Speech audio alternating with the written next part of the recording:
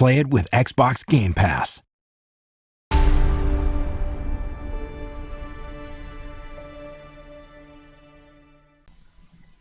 Hello and welcome to the Microsoft Flight Simulator News Dispatcher for the date of September the 5th, 2019. In today's episode, we'll be looking at the latest and greatest updates from Microsoft on their new and upcoming simulator, starting with the disclaimer that there is no new news for Microsoft Flight Simulator. The team last week announced that there will be nothing coming out new, fresh, no images, no videos for September the 5th, but on September the 12th, they will announce a recruitment for their Tech Alpha. And as you can see on the screen here, it says Build Program Tech Alpha External Recruitment. So what does that actually mean? Well, up until this point, it's been an internal recruitment for the Tech Alpha. What is the Tech Alpha? Well, I studied game design, so I know quite a lot about how games are made. And when they have finished the final build, they run it through a series of tests. There's a alpha stage, there is a beta stage, and there is an omega stage. And it can happen throughout a several number of months. And it's basically they hire individuals to test the game, to find all the bugs, all the glitches, all the things that might break the build that they've created, and really run it through its paces. And some of the tests can be pretty boring. It can be literally you have to just keep walking forward in a straight line for 8 hours straight, or you have to keep punching the same bit of wall for 5 hours straight. It's very hard, and it's very testing. But game developers nowadays have really opened up their internal workings to the members of the public, and a lot of game developers now, most likely in a bid to save money, have allowed members of the public for a small price to be a part of this testing, either in the beta stage or the alpha stage. So up until this point, Microsoft have basically had their own team working on the Tech Alpha, and we've seen various images and we've seen various videos from this testing, but next week they're going to open it up to members of the public for an external recruitment. Now I'm going to pop a link to the description in the description box to the website to where they're going to announce where you're able to sign up. Now it's not going to be available until September the 12th, so don't actually go there until September the 12th. And on September the 12th, I'll also put a link to that recruitment stage in next week's video. So what will happen for this external recruitment? So you'll click a link and you'll be presented with a questionnaire, and it will ask you, what PC specs do you have currently? What do you wish to get out of this program? And most likely you'll have to sign an NDA, which is a non-disclosure agreement, meaning that you can't tell anybody that you're working on the Tech Alpha, and you can't showcase any of the footage or any imagery from the Tech Alpha. And what you'll most likely be given, probably not straight away, but sometime further down the road, most likely maybe on September the 19th, where the Build Program Tech Alpha timeline comes out, you'll be given a very small portion of the simulator, most likely one state in America with a couple of planes to play with, and you'll be able to preset weather, and you'll basically be testing out the sim. Now, not everybody probably will even get the same build. There'll be most likely different versions of this build given out to different people, and then collectively you'll have to feed back information to Microsoft on your usage and testing of the build. And so you basically will become a tester for the flight simulator, and your feedback will go back into the build and will help to enhance it or improve it. And it looks like on September the 26th here, there's a feedback pipeline overview. Most likely that's when you'll have to submit your work if you actually get the build by then. So there's a lot of exciting news happening, even though there isn't any new news. Now I wanted to take this opportunity to address something in the flight sim community that came up off the Rex website, which was this questionnaire. For those of you who took part Well done. Only 640 people took part. Now, something that I want to, and it's all about the Microsoft Flight Simulator.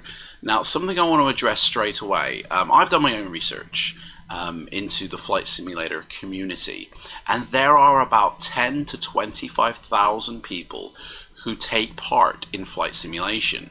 Now, you may think, well, hang on a second, I've seen a lot of YouTubers with a lot more subscribers or followers than that. Now, that may be true, but you have to take into account that not every single one of them subscribers is going to be a person in flight simulation. It could be somebody who's interested in aviation. It could also be a fake account that was set up. It could be a number of things to inflate or bloat that title. Now, I've done my research based off not only the amount of people who attend these conventions both in America and in the UK, but also those who collectively not only buy products off the internet, but have also bought the flight simulators themselves. And this information is freely available. You can go to Wikipedia and you can actually find out how many units were sold of each of these simulator platforms.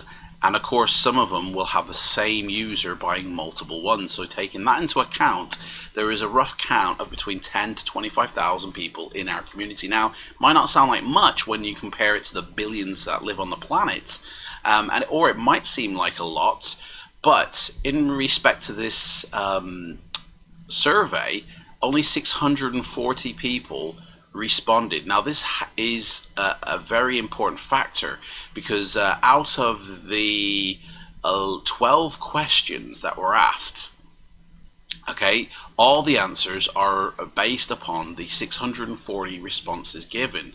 Now, this was the Rex developer who announced this, who brought this out. The Rex developer is a weather engine, a weather creator for flight sim community. Such products as Skyforce 3D, Environment Force, Airports HD, some great products that have really enhanced simulators. But if you look on their Facebook page, they don't have that many people who have liked it or followed it. There's only about 5,000 people. So out of the community, not everybody uses Rex products, and out of all the people who do use Rex products, only 640 took part in the survey. Now, I most likely would have taken part in this survey had I seen it, had I known it was going on. I didn't get any email about it. It was posted on their forums, so unless you actively go there all the time, you wouldn't have seen this. But 640 people did. So just remember that out of the flight simulator community, it's 640 people's responses that simulate this data. And I think it's quite interesting to look at, but this is all from the point of view of one developer. So it's people who follow Rex, who use Rex, and it's their point of view. So let's have a look at the data and let's analyze it. So first question was, please select what simulator you use majority of the time. Now, a lot of people have taken this as, oh, well, I can clearly see P3D version 4 has the most amount of people on it, therefore that must be the most popular sim. And you would be wrong to assume that, because again, out of the 640 Rex customers, 428 use P3D version 4. But that's not to say that if you don't use Rex products that you don't use any other type of simulator. My research has actually led me to believe that Microsoft Flight Simulator X is still the most popular flight sim out there. A majority of the people that have P3D version 4 or have X-Plane actually still have FSX, and most of them still use it. There is an active community for FSX, and if you go to the multiplayer, you can see exactly how many people are on board. I went on one day and there were over 100 people in just the America region who were online playing it, and that was one day and one area of the world. So I truly believe FSX is still one of the most frequently used or well-loved simulators, but it is old technology, and P3D version 4 and X-Plane 11 are very popular as well. Now, X-Plane 11 started out very like mid 2000s and had a very small niche community. And it's only in the last 18 months that it's really begun to take off, and developers have begun to take it seriously, or began to develop, add-ons for it as well. I personally use P3D version 4 and FSX, and I still find both as enjoyable as each other. And it's clear that a lot of people use P3D version 4, most likely for the same reason I do, that they have used FSX in the past, and a lot of the add-ons are compatible with P3D version 4. So rather than get into a new sim and have to buy brand new add-ons, because neither of these flight sims are working with X-Plane products, then they've stuck with the P3D so they can continue using their add-ons. And of course, out of the 640 people, nobody uses P3D version 1 or 2 anymore. That's not to say that somebody doesn't actively use it. I tend to find that in the flight simulator community, those over the age of 55 have a sim that they've stuck with over the years and not upgraded, for the fact is that they've put so much money or time into that sim, and they've got it working perfectly, and they stick with it. So even though P3D version 4 seems to be the most popular one, it's not necessarily the most popular one. It's the most popular one, though, with the Rex customers who took part in this survey. So the next question was, how many hours a week do you average flying your flight sim? And again, this is just at those Rex customers and those who answered this form, and it's more than 6 hours a week for the top answer there, 247. Now, I myself fly like every other day, and I spend about 4 to 5 hours at least. So a week, I probably spend about 35 hours flight simming, and that could be classed actually as a job in some regards. 35 hours a week. I probably spend more time flight simming than I do actually at my job, which is a bit disturbing now that I think about it. The next question was, please select what type of third-party add-on is most important to you. Now, recently there was a FS Elite poll of the top 5, and I believe it was the Active Sky weather engine that came out on top. But to be honest, weathering only came out very low. In fact, it was the least favorite in this survey, and this survey was done by a company who specializes in weather. So out of all the Rex customers and the 640 that took part, weather is not something that they highly regard as a top third-party add-on. The top answer, of course, is highly detailed airliner aircraft at 235 votes, which is shocking considering that this survey was done by weather engine or weather developer customers from their own forum. I myself think the very most important third-party add-on, most important to me, is Chase Plane.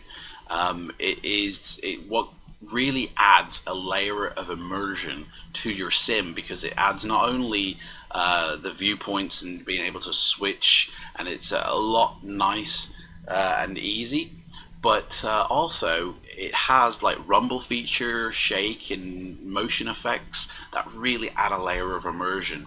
And without that, I don't think I'd enjoy my flight sim as much. But this one really surprised me, this did. So out of the customers of Rex, a lot of them fly airliners, but to be honest, out of the 640, it was only a quarter of them that actually do fly airliners. So something to take away from that as well.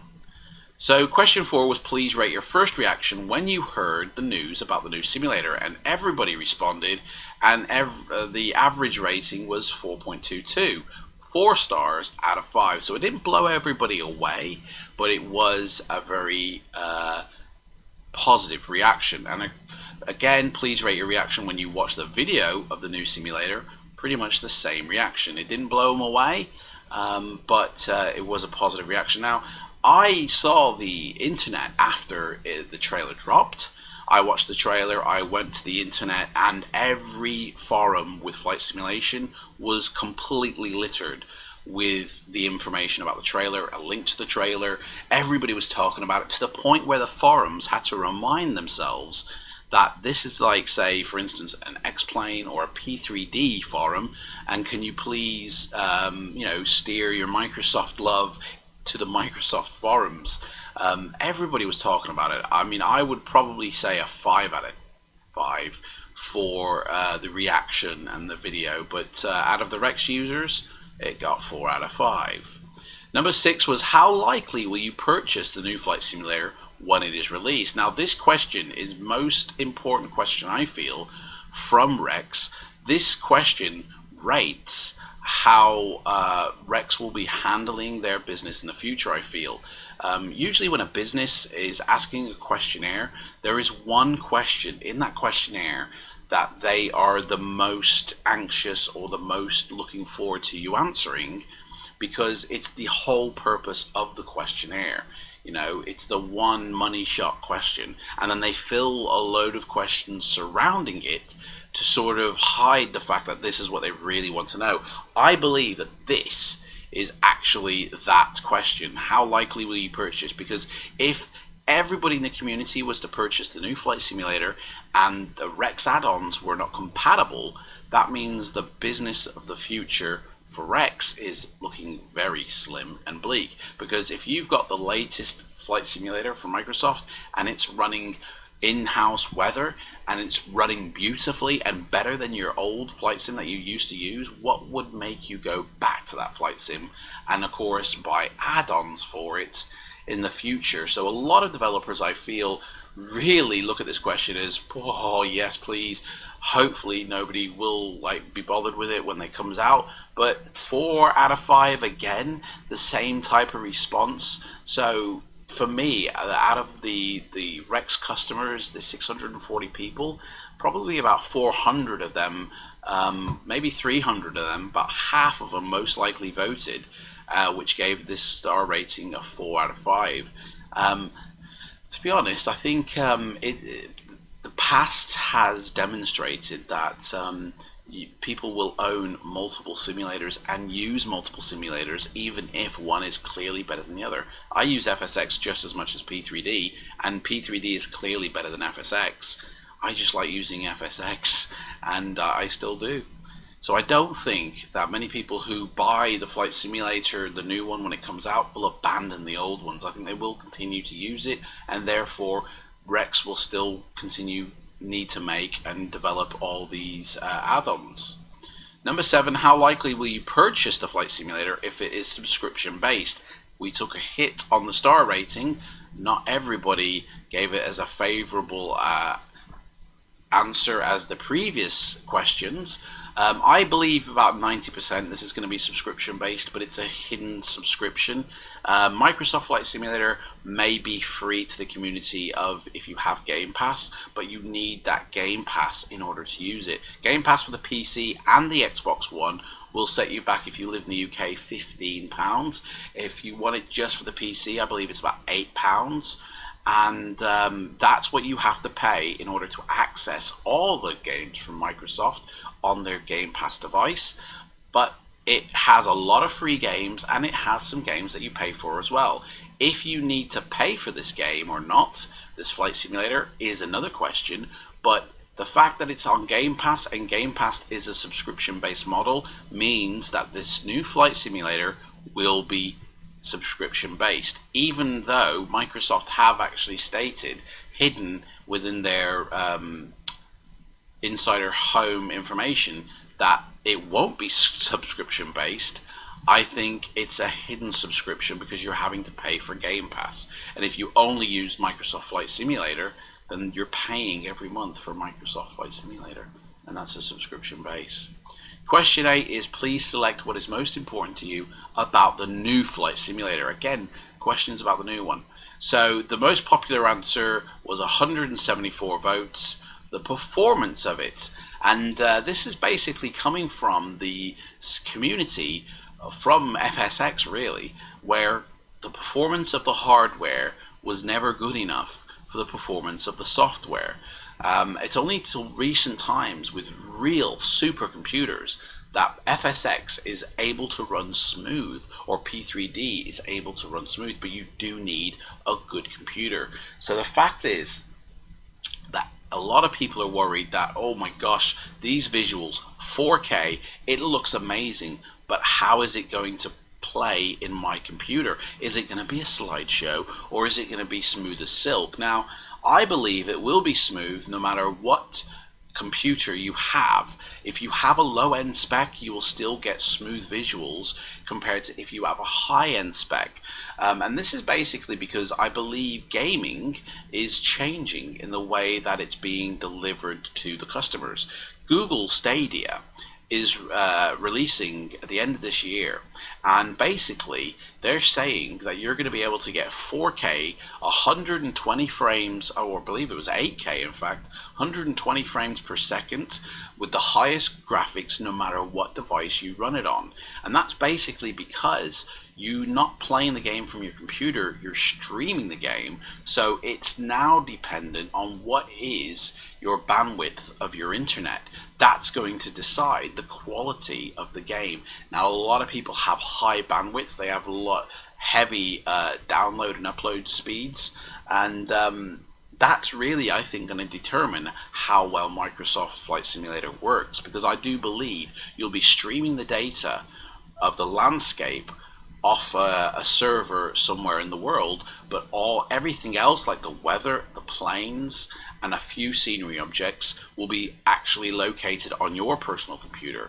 So they won't take a great amount of resources away from your computer, so you'll be able to achieve really high frame rates, really good graphics, with really low PC specs. And if Microsoft aren't doing that, then that is a massive shame, and they would lose out on so many customers. I don't believe Microsoft want to lose out on any customers. They want as many people as possible to be able to play this game. It's going to be also launched on the Xbox console as well as the PC, so they are really stretching open the amount of people that can play this. And if you were to develop a game that is going to limit to only the people with the great computers, you're missing out on so much business. I don't believe Microsoft will want to do that. So therefore, I believe they're going to want as many people with as many different PC specs to play this. And I think their proof in the pudding is the fact is this tech alpha recruitment is to find people with low-end specs as well as high-end specs and see if the performance is there and if it works and if it does run the way they think it will. That's why I think they're actually doing this recruitment. They want to see what different setups people have, because in the flight simulator community there are hundreds of different setups of hardware, but there is only really one setup for the software. So that software has to be adaptable to really any computer configuration, and it's really hard, and that's why FSX and P3D and X-Plane to a degree suffer from performance, because it depends on the hardware you're running. So the next question, number 9, is if the new simulator permits the developer of third-party add-ons, which we know it does, select which is the most important to you to be developed. And again, the massive one was aircraft. 75% to 85% of the people who took part in the survey who are Rex customers said aircraft is the number one for them. They want that to be developed to a high degree. Weather, only 61 people, so one of the mid scores really, and the lowest score was other vehicles such as cars or lorries or other things on the road other than aircraft. So this really does say a lot for not only the community of Rex who they have gathered, but to the flight simulator community as a whole. Really, again, only 640 people, but a lot of these people are interested in aircraft. Now, I have a feeling I know why this is. So, you would need to be online in order to take part in the survey. You need to be not only online, you need to be a Rex customer using their weather engines. Now, a lot of their products are not back compatible with, say, Microsoft 2004. A lot of their products aren't yet compatible with X-Plane 11. So most of the customers are FSX and P3D customers who go online. Now, out of the entire community, the age range goes from age 8 up to age 88 in my experience. And I imagine that the older generation are not going to be online as much as the younger generation, especially with FSX, because even though it's played off Steam, there's a lot of people who still use the boxed version. Now, the boxed version does not require an internet connection in order to play it, unless you're going to go online. So if you're going to use just the offline mode, you don't need an internet connection to be able to play FSX. You can play it totally offline. Same with 2004 Century of Flight. That requires no internet connection to use that game, and there are still a lot of people who use that add-on, that simulator, sorry, as well. Even to the point where developers still think of it when they're developing their softwares, which I find amazing in today's age. So the fact is that 75 to 85% of the Rex community are more interested in aircraft. I think this is more of a sign of not only the age range of the people who use Rex or use the flight sim community, but why they do it, right? So one major thing that has happened in the last 5 to 10 years is streaming. Streaming, you find on YouTube and on Twitch, and the streamers basically have a channel devoted solely to flight simulation, and they have a massive following who watch them fly various different planes. Now, if you were limited in your aircraft, your stream would get very boring very quickly, because you only have like 1 or 2 planes to play with, and it's really now the landscape, the scenery, which in this case was the second highest add-on, most important, to be able to use. And to be honest, it would get very stale very quick. But if you had loads of different aircraft, your stream would benefit greatly. There'd be a lot of variety and keep something fresh, so you're not flying the same plane all the time.